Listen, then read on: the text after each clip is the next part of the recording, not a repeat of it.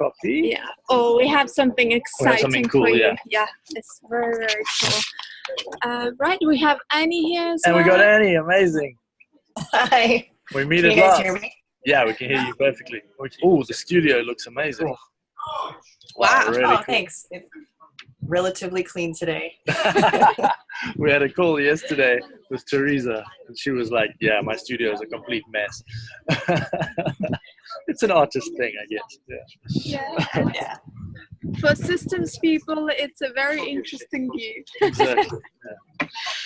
So, good. So what we wanted to chat about today is something that we sort of glossed over a little bit on the workshop with Megan, which was, we absolutely loved that workshop. And I think we touched on it. We had a look at that. Really, the key factor in deciding what systems you need to focus on is business stage. And really, we spoke to Louise about this the other day, that really it's misspent energy if you're trying to do all the things that typically apply to a range of business stages. And the way to focus in and get real results quickly is typically to look at a couple of factors, starting with whether your business is product. Wait, are we going to share the presentation? Yeah, we will in a second. Well, let me share it quickly. So yeah, and the idea of the call is really to pinpoint where the focus should be. I think we're both firm believers of, you do what gets you results that you need right now to move to the next stage, as opposed to, it'll be nice to sort out my admin stuff, or it'd be nice to have a system here and there. It's more about really the focus and the time spent in the things that will move you forward. With that, so we want to look at the systems your business needs, and it would really depend on 3 factors. Whether you have a product or service business. For example, if you're consulting one-on-one clients, you most likely will need a process in place that will help you to deliver your work a bit more, I would say, smoothly, so you don't recreate the process all the time. For example, emailing back and forth, but more like, okay, I have a set of emails or a set of templates that I sent at every stage. As well as a standard process, like an onboarding process, welcome package, all of those bits that kind of set the expectation for the client. And it's a cool way to look at it is actually, it's almost like having an FAQ, where all the things that you encounter every time you work with a client, you've documented them in a welcome packet, possibly things like onboarding videos showing them the inside of your project management system, all that kind of stuff that's cutting down on the back and forth that you end up doing. And then on the other side, you have a product business, if you have one, right? That's the process that you would look in there is more... It's efficient systems for delivery of the product. So it's things like that your payment processor and your follow-up and all of the related things in terms of actual fulfillment of getting the product to the person. Again, it's looking at what systems do I need based on that. So as like in the call we had with Teresa yesterday, she was saying she deals with wholesale suppliers all the time. She deals with direct clients, and you can map out those processes and they'll be unique to you if you have a product-based business. In terms of business model, it kind of overlaps a little bit with the product versus service. Particularly, say, for example, you have a one-on-one coaching service. You've got a very different set of systems required versus managing a group program, for example. So it's all about looking inside the business and saying, right, based on my unique set of requirements, what systems do I need? And finally, sorry?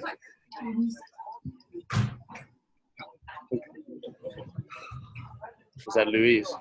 I think it's just kids. Not you. And the final one is your personal strengths. So this is a very cool one, and it's something that's perhaps not often looked at. It's not like systems are not just about there are standard processes or standard procedures that are needed. Like your business is about you and your strengths, what you do best. And the example that we have here is, for example, if you are if you're somebody who's very comfortable with doing live presentations and that's a part of your business model, then you need systems for the preparation of everything leading up to a live presentation. But if you prefer to be behind the computer and you rely on blogging or even video, for example, there's a different set of processes there. There's a streamlined blogging process versus a booking an event, presenting at an event, etc. So that's the initial consideration before you look at the primary thing, which is business stage. But actually, the crucial factor in all of it is really the business stage, because it shows you where the focus should be. So today we really wanted to take you through all of the stages of the business, and then show you relevant systems that you would be looking at. And it really helps sort of like escape the overwhelm of thinking, so many systems I need to put in place, this and this and this one. It's really actually easy once you identify which stage you're at. Then it's only one key system that you should pay attention to start with, and then you move as you progress. So all starts from vision, right? So it's the first stage where we all started, and it's more of when your business idea needs to be validated, or you're still researching it, it's sort of making a plan for business. That's where you really want to look into information management. Where do you store your research? How do you manage your files, and whether it's an Evernote, Google Drive, where is that one place that you can access and have an overview of whether the idea is visible?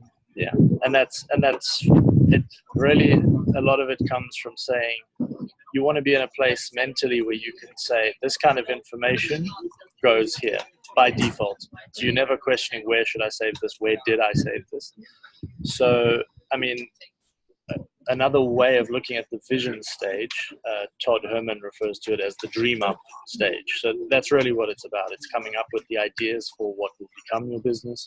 So I think most of all, we're mainly past the stage of dream up in terms of just coming up with business ideas. But what you'll see as we go through all of them is that the systems that relate to one part do overlap with the others. So as you shift up and you decide, right, I've got control of this, I know what the business model is going to be, you still need to be focusing on information management, having a good system for saving things, tracking them, knowing where they are. And you'll also see that relationship management goes through all the way through to the top, like building relationships, whether it's on the basis of suppliers or strategic partners, whatever it might be. Relationships are the constant throughout all of the models. So the second one, chaos. In Todd Herman's language, that one would be called startup. And that's really where you've defined what your business is about, what it's going to be. And it's kind of the stage that we typically think of as hustle. It's like working 24/7, every hour of the day, just to try and make ends meet. And again, the call that we had yesterday, it was a perfect example of, you find yourself in a situation where you may have been in business for a little while, but you don't yet have a reliable flow of clients. So what you're constantly in is you're either in a sort of a feast and famine cycle where you get a bunch of orders in, or you get a bunch of clients come in, and in that process you take your eye off the marketing activities because you're so busy with just delivering the service, and it goes in a sort of vicious cycle of either I get clients and then I'm not focusing on marketing, and around it goes. And the tendency in that stage, I think, can be, right, I've got to get organized. So the focus goes on to, let me clean up the back end of everything. But until you have that reliable flow of clients, really the only focus is on your marketing systems. And I think the pitfall in that stage is that you think, okay, cool, I need to focus on my marketing systems. So what does that mean? It means I build out fancy funnels, I run Facebook ads, I do all sorts of things. But really the approach that we would really recommend is to look inside your business again. Look at what's already working, what is bringing you clients. If you look at the clients that you have that you love working with, where did they come from? And that's even a case of speaking to them directly and saying, how did you find me? Was it referrals? And chances are, a lot of the time, they'll say, yeah, somebody recommended me. So when you do identify that referrals, for example, are your best source of clients, it would be crazy not to look at systematizing that side.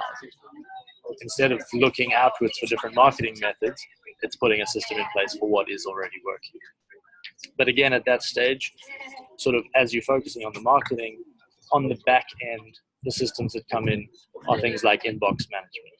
So getting your email inbox under control so that it's not sucking time away from the time you need to spend on marketing. Task and calendar management as well. Now, these obviously are ones that we're constantly having to negotiate, but getting a system for managing your daily and weekly and monthly tasks and keeping your calendar under control will make a big difference at this point, freeing you up to focus on the marketing side. Yeah, and it's like every system at every stage gives you a foundation to move to the next stage. If we talk about clarity, it's more where you sort of have an established client base, you have clients coming through you on an ongoing basis, and here you would actually look into how effectively manage those clients, whether you have onboarding system or if you have a product, how to effectively deliver the system, the product, what support do my students need, how I can make my marketing systems a bit more efficient as well as financial. So on this stage, you're actually solidifying what's already coming in and creating the space to actually move to the next stage of impact, which is a bit more strategic, where you have the processes for the foundational things and you're looking to outsource. And that gives you that, okay, I have the process in place for client intake. Now I can actually give it to a VA or outsource or just delegate it to a team member.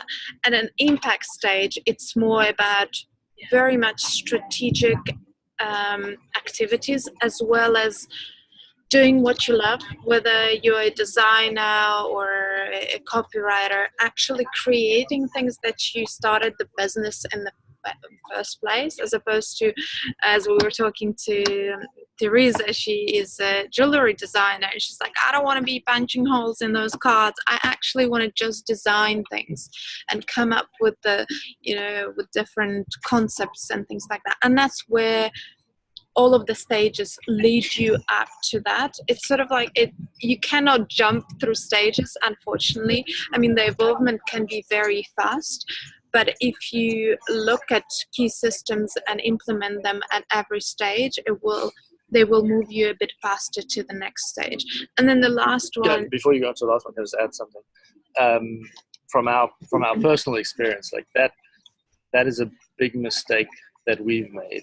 If you read up on, like, in the startup field, it's sort of more of the tech startup field, the recommendation that they make there is that you shouldn't be thinking about anything to do with scaling or systems or anything like that until you have more demand than you can handle. So until you basically want to find yourself in a position where you are overrun and you drastically have to put something in place to support you. And that's that transition from the chaos to the clarity stage. And because we all like the idea of having this beautifully running, high impact business, the tendency, and this certainly was something that we struggled with, is you start putting the systems in place that apply to a higher level of business than you're at. So we would look too early at how can we make this email funnel that works well and is automated, when really what we should have been focusing on is the personal relationships. We shouldn't have been sending out any automated emails. We should have been writing each email to everybody personally to speak to what matters to them at the time. You'd only look at any sort of automations when you're hitting impact stage. And that's the mistake. You end up spending so much time on things that don't apply to where you are. As well as money in terms of tools. Yeah. Because creating a funnel which comes into place when you are a bit further along at impact stage, it really requires a lot of money and a lot of testing to figure out what works. But you can only test if you have the volume. You cannot test on 2 or 3 people that are coming through the funnel. And that's one of the biggest things that I think we as small business owners tend to do, because we want to run before we can walk. But to add to that, that's really true as well, because you get those complex systems like your marketing automation tools and whatever. And frankly, the majority of the time, you're not the person who should be configuring or managing those. You want to be at the position where you've hired somebody who is your operations person, and they're responsible for that. You're doing the animation, you're doing the writing, you're doing whatever it might be, not configuring ActiveCampaign to trigger when this happens, kind of thing.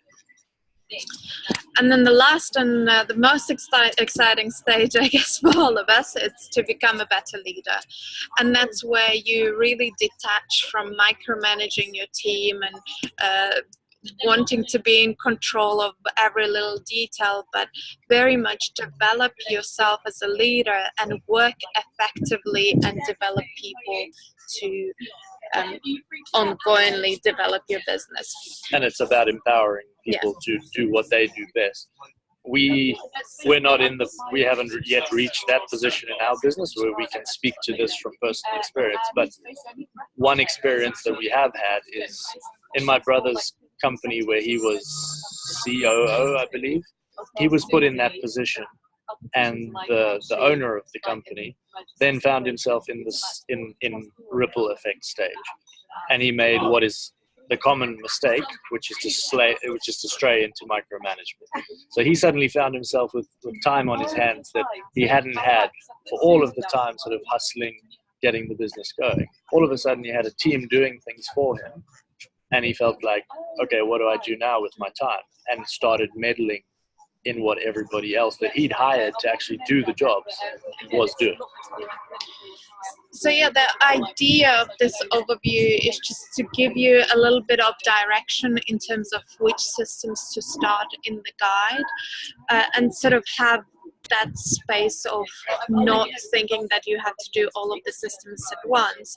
But I would also say the one thing that rules the whole graph here is really whether you have consistent inflow of clients or not.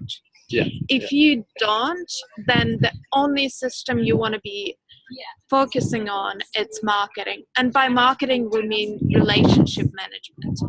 And up until the stage that you absolutely nailed relationships marketing, and that's very much in terms of, whether you're working in Trello or Asana, you create a project with names of people that you would like to collaborate, you would like to reach out, you like them. You'd even want them to be your clients. Yeah, or you want them to be your clients. And you have a certain steps there that you comment on the blog, write them a personal email. Send them a physical gift. Yeah, so certain steps that will allow you to sort of start creating those relationships. And 100% of the time, if you do it consistently, you're getting to know the person on the genuine level, and you develop a relationship that leads in so much more than any of the marketing activities would do.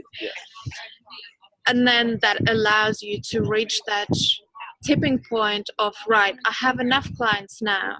How can I move from client acquisition to client experience? And that's where you're looking at how you deliver the course, the client experience, so on and so forth. And then the last stage is, okay, I'm there, how do I delegate and how do I become a better leader? Do you guys identify with any stages, or which stage appeals to you, or which stage you think you're at right now? It's quite a difficult one because, wherever you are in your company, you always think you're on the first stage. Yeah. Sure. But mine's, I said this morning on a text to you guys that, I've got Asana up and running, but it's more of a to-do list. And I actually want to try to make it a bit more systematized. But the more I look at it, the more confused I get with how to do that. So it's like, so I then end up getting distracted and spending too much time messing about on it.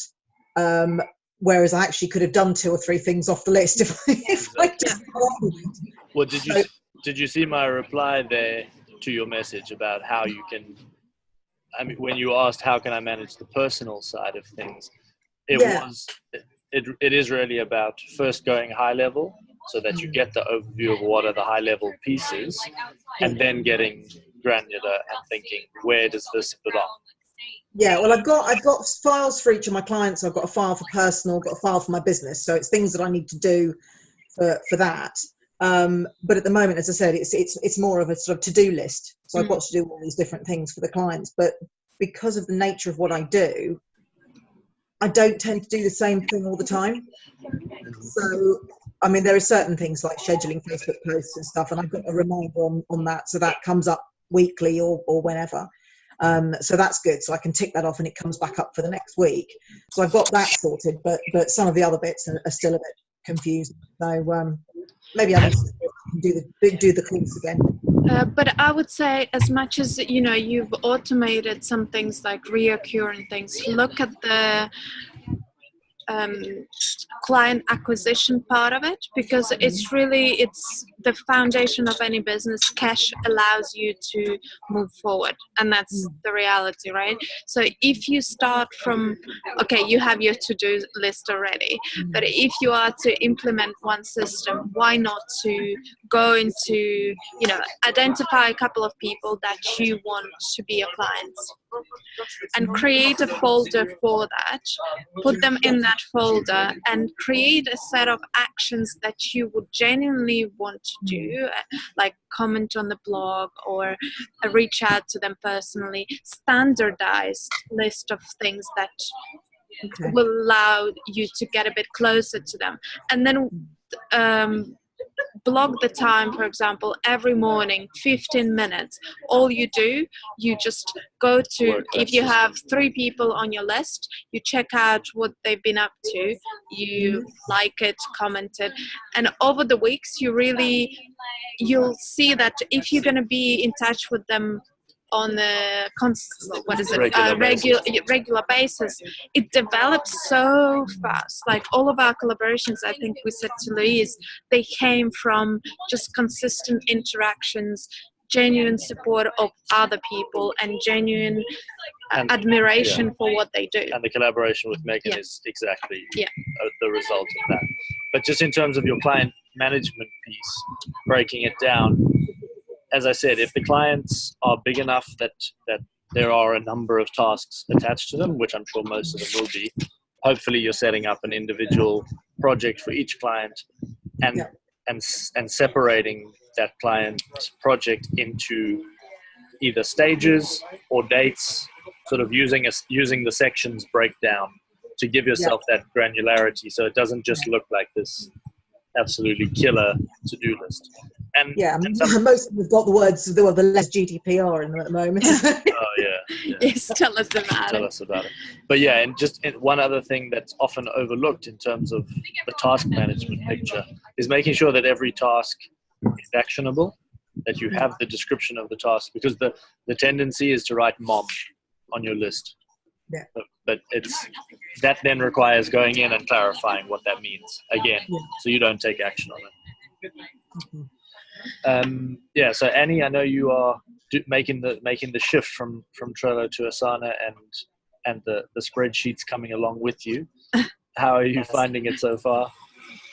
It's interesting. I'm going through the modules and learning how to use it, and I think I'm at the point where, so now I'm trying to find myself what my systems are and figure out like what my standard operating procedures are for different things. I had a little bit of a question about what we were talking about, or what you guys were talking about earlier, in terms of, so I'm definitely in like the chaos stage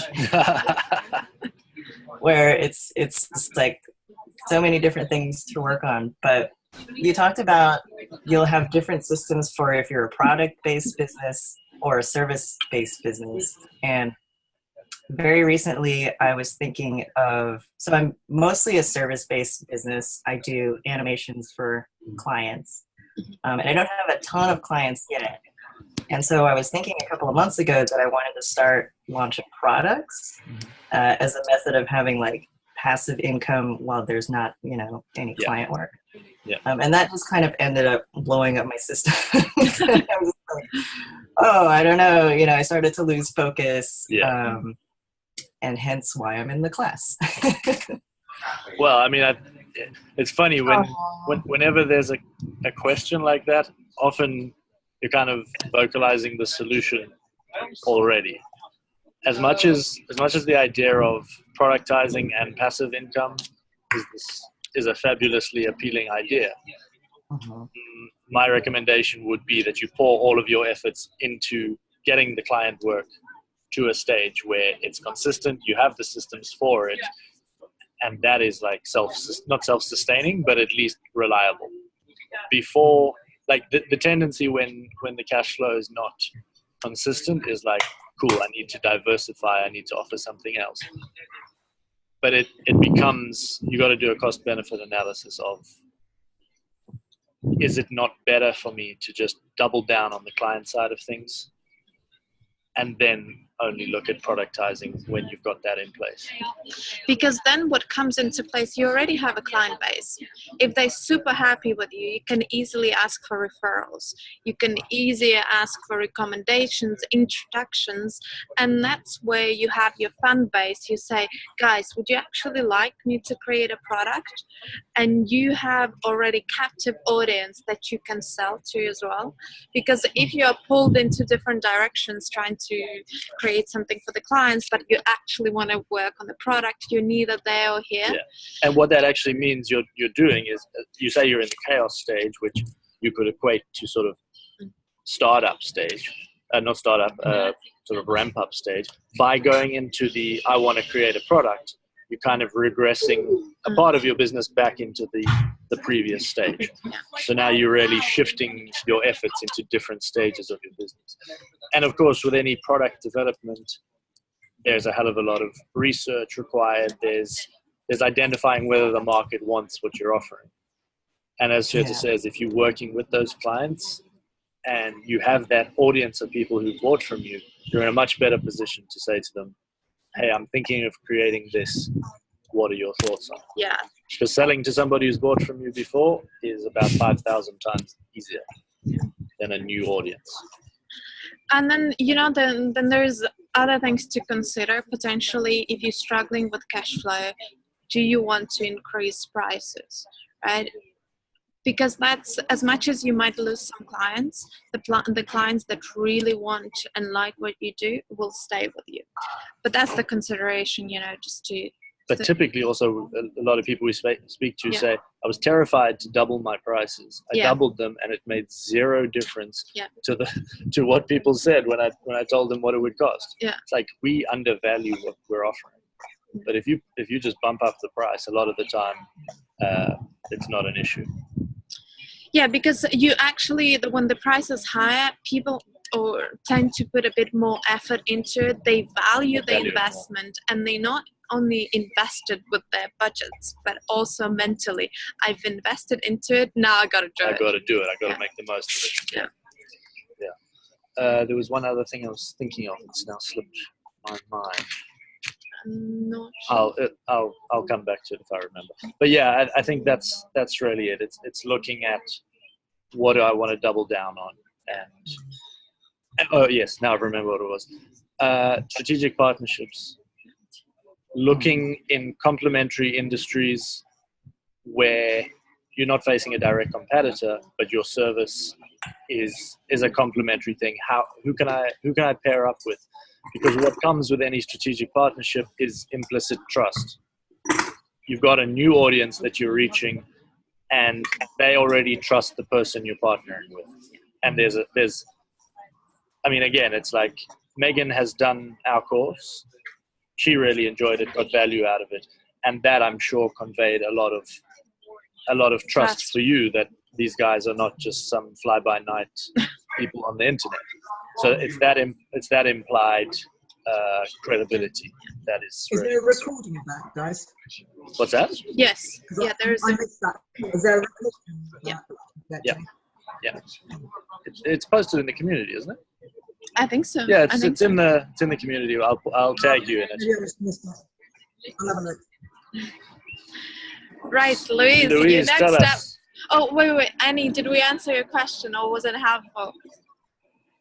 Oh yeah, definitely. I Yeah. think especially when you were talking about like referrals being a big deal and really nurturing those relationships. Yeah. Like, I mean, just by posting in the community today, you've already got people being like, wow, the work is amazing. And every time you speak to a new person, there's a circle that comes attached with them of potential, you know? thank you. So, yeah. Tell us, Louise, anything popping up? Any questions? No, I think from our call last week, everything I've been doing, I've been kind of getting it out of my head and into Asana. And that's been, although it's taken me a little bit longer, getting it out of my head has relieved that feeling of overwhelm, which is what I was having nightmares about. Yeah. So, the question is whether it's taken longer, because it feels like it's longer to actually write the thing down. But what we don't factor in is the back end time that we would otherwise spend thinking about the same thing repeatedly. yeah. That kind of thing. So yeah, so I know that when I just put in I watched Megan's video on, she did a Facebook Live on how she uses it for her blog and editorial, and I've kind of implemented that a bit because I try to blog regularly, but I just get lost in the timings and what's happened and where I've got up to. So just getting it all into Asana in a way that I can follow it. Yeah, every time I do a new blog post, it's all there, the steps I've got to do and links to Canva and all the things that I use. Just putting that into place, I think, going forward will help me get more systematic about the way I do things, rather than, I know what I'm doing, but it's just getting it out of your head, isn't it? So it's like saving the mental RAM. Yeah. So I spent most of the weekend sort of tinkering about, well, not most of the weekend, my free time at the weekend. Free time, with that. But yeah, I think, really enjoyed, I've done quite a few modules this week as well in the guide, watching Natasha's videos. So yeah, there's different ways that you can use it, and the hacks and the shortcuts that she showed you. Really cool. Yeah. Really useful. Awesome. And where do you think you are at the, the stages? I feel like chaos still. Yeah. I think a lot of us feel like chaos. Need to work on the marketing. That's the thing that I just need to get what's in my head now down in there, so I feel less overwhelmed to tackle the marketing and get that into there so that I can get that regular income coming in. But I want to look after those people that I'm currently working with. I'm trying to get them into Asana so that I can make sure my level of service is where I want it to be. So that's what I've been doing as well. So one thing that I'd really urge you guys to do is, I made a post a little bit earlier about how most people who've come into the community have said they'd really love to see how other people are either managing things already or the process of documenting, because it's a big help to everyone else who is either a little further on or a little further behind. And we can also give feedback on what you've put in place, what we have, for example. So whenever you're coming up with the structure for something, do feel free to post it and basically just say, what do you guys think about this? Can you see any? Because having that extra pair of eyes on it makes a big difference. Sure. Cool. So any other questions or anything before we call it a day? I think so at the moment. Well, you know where to get us. If you have any other questions. I'm seeing Fiona's hand up as if like, can I ask a question? No. I found You were saying goodbye. Oh, no, I had a look at the same time of I found Megan's thing, so I'll watch that. Amazing. Cool. So any questions, give us a shout. We'll post the replay in the group in case it's something you want to have a look at again. Yeah. I did give you a shout out in the FEA group the other day. Somebody was asking about systems and stuff, and I was like, Go here. Amazing. Amazing. Thank you. Thank you. And that's exactly what. That's the magic of referrals. Yeah. Exactly. Yeah. So yeah. Cool. And that's, you know, one last thing, something that we said to Teresa yesterday, marketing equals relationships. And, you know, let's not think about automations and all of that. You know, even blogging, as much as it's amazing to do, it's a long-term strategy as opposed to short-term impact cash injection that we need to get our business to actually be it's a value strategy, basically. Yeah. Cool. Awesome. Thanks, guys. Thank you, guys. Thank you for Thank coming you. along. And yeah, we will speak very soon. Thank you. Thank you. Bye. Bye. Bye.